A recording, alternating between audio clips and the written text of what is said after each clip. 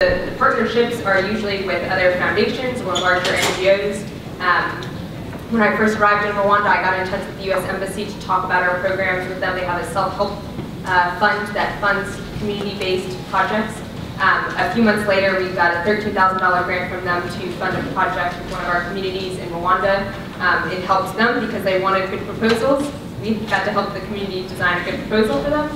And in return, they got the community and Spark got this funding, which was very beneficial. The second thing is collaborations. And so the partnerships tend to be two ways, right? There's one organization and then there's the operating organization. And the collaborations, I think there's a lot of space right now in the aid world to work together for NGOs to combine forces, not just operationally and programmatically on the ground, but in terms of seeking funding. Smaller groups like Spark Microgrants can't quite apply for funding yet in the $1 million range alone, but with partners they can. And likewise, if you bring funders to the table and foundations and larger NGOs to the table and plan for a project together, you have a lot more power. You mentioned using new media and kind of photography and art as a way of raising awareness and raising resources. Is there a particular example you can point to that's like an innovative program you've done using art and new media? Yes, so the background is that I started Foundation Rwanda with a Newsweek photojournalist. And our #1 mantra when starting the foundation was we have to have high quality materials and a high quality brand at the outset, so we will invest in that. And ever since we started in 2008, we have been very lucky in being able to partner with pro bono advertising agencies in order to create innovative campaigns. So the last one that we just did was with Syrup Agency in Tribeca. We do a lot of fashion work. And they came to us and said, what would you like to do? And we came up with the idea that we really wanted the children we work with to be able to tell their own stories. And so we brought big rolls of museum white paper to the villages in Rwanda, and we rolled them on the dirt roads, and we asked the kids that we support to paint their hopes and dreams. And so we came up with this that Foundation Rwanda did not pay $1 for, but this beautiful coloring book called Color Rwanda with Hope. And inside are quotes, interviews, and all of the pictures that the kids made. And so this has been a grassroots campaign that we're selling online, and Reader's Digest just did a story about one of our kids, and we've had a number of sales through that. So we really try to do innovative partnerships with advertising agencies and artists to further our mission and how we started. Great. One of the things I think we exchanged in emails beforehand is talking about your advocates program, and one of the innovative ways you raise money is to get other people to raise money for you. Maybe you can speak for a moment about that. Yeah, I mean, we currently have mobilized roughly about 1 million volunteers a year, and there's a challenge between somebody who comes out on the work site or volunteers their time stuffing envelopes and turning them into actually giving us money. Another key area that we do that through is asking people to really essentially lobby for us. So we engage those volunteers and ask them maybe after they've been to the site to write your congressman, send a letter to HUD on our behalf, and it works out quite nicely to sort of steward them and engage them. You had to develop a lot of innovative approaches to fundraising on the fly, because in the wake of the earthquake in Haiti, there became a surge of interest and attention for partners in help. Maybe you can speak for a minute about kind of how you approach that challenge and develop some innovative ways to potentially raise money in the face of that terrible disaster. We always say in the office, some have greatness of scale thrust upon them, and in our case that happened in the weeks following the earthquake in Haiti in 2010. And we found that there was such an onslaught of support, particularly as celebrities would mention Paul Farmer or Ophelia Dahl or Partners in Health in their remarks on television. It was tremendously helpful to get that cash in, but we found how do you sustain that sort of support? And again, this money was an additional $90 million in the weeks and months following the earthquake that had to be used to build Haiti back better. We decided in the year or so before I had come on board to bring people with experience, outside perspective, consultants, board members who had an idea of what other organizations were doing. We've benefited tremendously from that outside perspective. We can no longer sort of do things business as usual.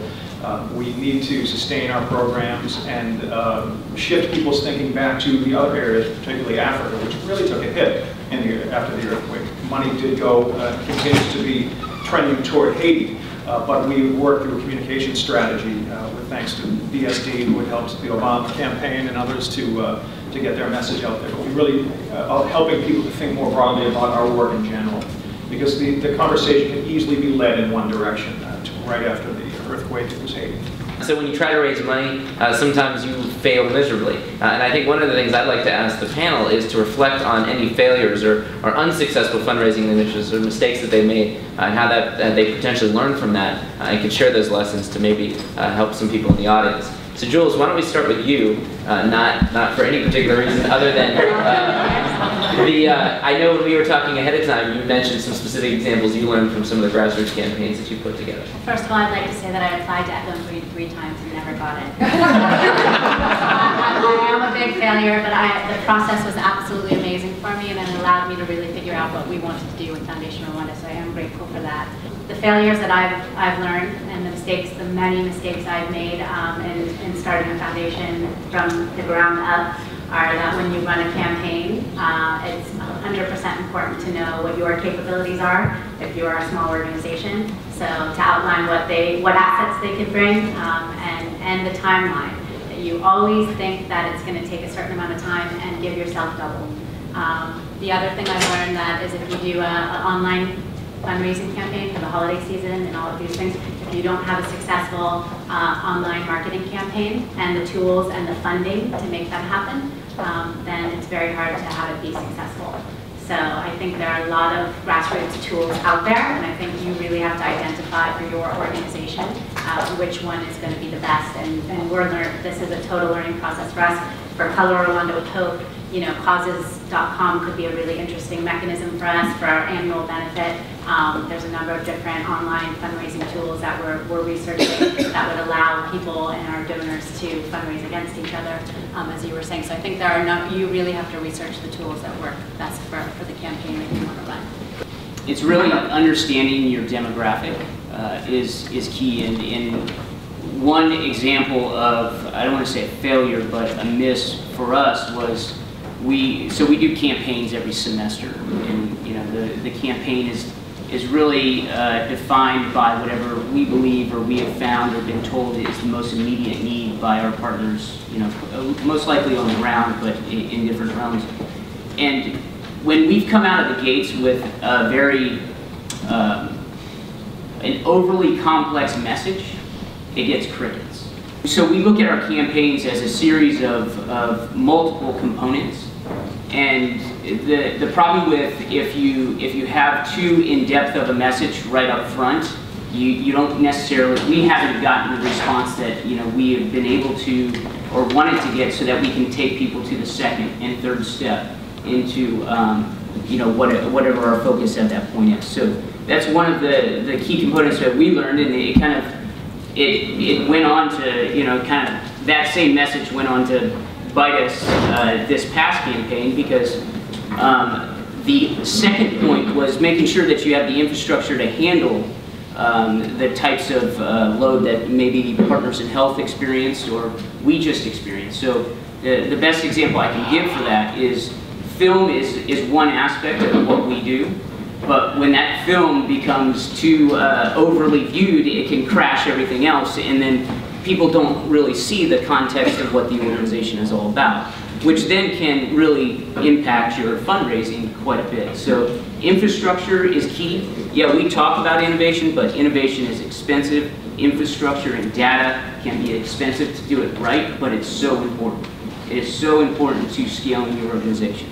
The ability to just record the gifts, to enter that data is critical to the process. We had to, after the earthquake, well, I'll start by saying, you would think that with a budget of as much as $90 million for next year projected, we would consider ourselves a mature fundraising operation. We're not.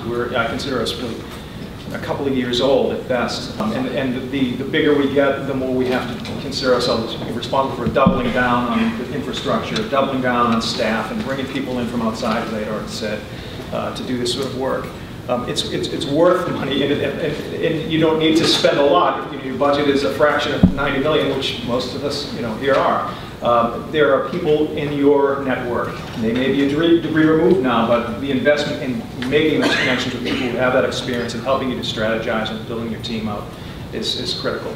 Court, can you speak, I mean, you mentioned the millions of volunteers you work with, or the million volunteers you work with. And if you're working with that many volunteers, then there's certainly probably challenge that comes along with it. Can you speak some of the failures and challenges and lessons that you learned at Habitat for Humanity? We are 1,500 U.S. affiliates and another 600 international organizations. So it's really a grassroots movement, if you will. If you think about construction, you really could not build a home remotely. You have to have people who are really empowered decision makers to make decisions on the ground that make sense for that community. And so a lot of those are volunteers, and they're really critical. But it's, you know, there are plenty of volunteers who have different ideas of where the organization should go, or different ideas that you sort of need to rein in. And we, you know, we are an organization that's only 35 years old, and I think that that's really important to remember, that we've had many failures along that way to get to where we are. And I think the failures are always sort of good. You know, I think you can learn from those failures. And one of our big challenges is managing expectations. You know, I mean, managing our affiliate expectations on deliverables, on fundraising deliverables that we owe them, and also managing expectations for our partner donors. You know, people are expecting us to deliver a community in a particular time frame. You guys had mentioned this, build in double. You know, make sure you really have a cushion there, because you know, your end product, it speaks for what and who you are. So Sasha, is everything you see? We're definitely still learning, and I'm sure we'll have many more failures in the future. But I mean, when I went to Rwanda in 2010, I went and was focusing primarily on building the model. I had about $10,000 in a few months timeline. And at one point, when those $10,000 ran up, I realized I really had to focus on fundraising again, because we wouldn't be able to continue if I didn't do that. And I have continued to be focused more so on our groundwork. And I think one of the benefits of that has been really strong programs on the ground.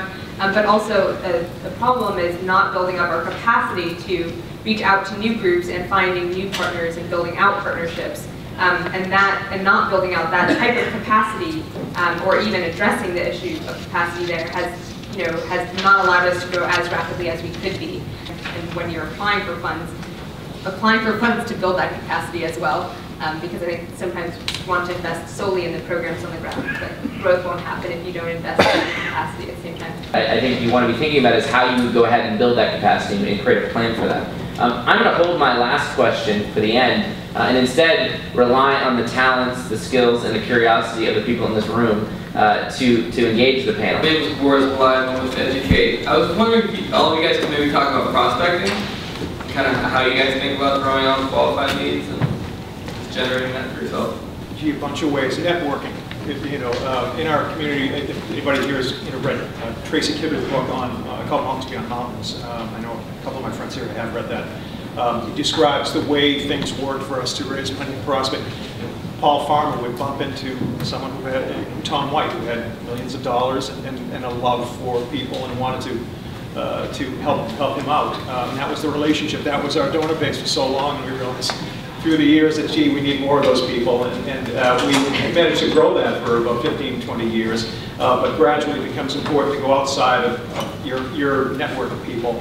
I think, again, Foundation Rwanda really uses photography, art, new media. We have a photo book in the back. We have a short film that ended up being nominated for an Emmy. It didn't win, but it got a lot of traction, and in response to all of those things, we have really found our passionate supporters, people connecting to the stories and the issues, and I think that's been fantastic for us. But also moving forward, what I've learned from that is that you have to be strategic too. So that's been a reaction to the work, and moving forward, we'd like to be strategic and think about who else that might, those materials might be interesting to. One of the things that we don't do well at all is development, in light of going after large donations, large range organizations. So it just hasn't been in our DNA.